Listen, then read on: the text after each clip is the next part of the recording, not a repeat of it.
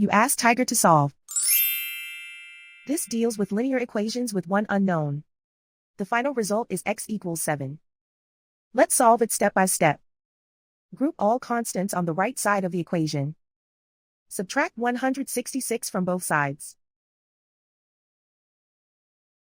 Simplify the arithmetic.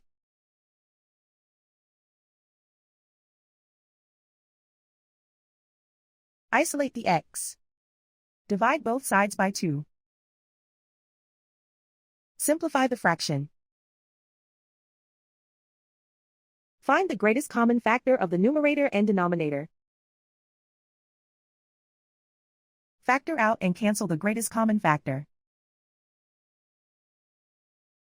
And so the final result is x equals 7.